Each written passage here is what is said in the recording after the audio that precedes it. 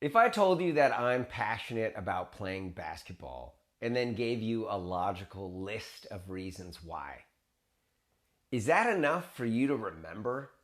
Did I move you emotionally? I recently had a presentation workshop with a group of people. They all had very inspiring presentations and really took a leap. And one of them just stuck with me. I can't stop thinking about it.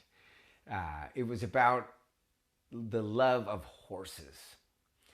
And Aylin, if you're watching, this is for you because she didn't just tell us about, like, oh, I love horses and this is why.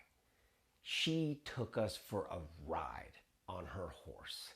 She took us to walking into the stable, how it smells, how you hear the horse eating and that feeling and what it does to her and her body.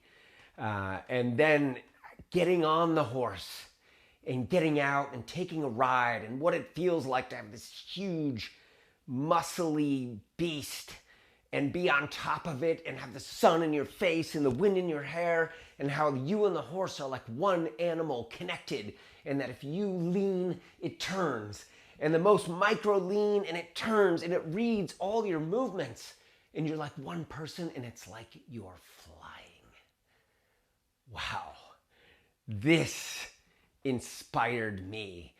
Her passion for horses made me want to ride a horse. And not just because she listed a bunch of logic why, but she took me on that ride. So now, whenever and it moved me. And whenever I think about horses, I'm going to think about Elin.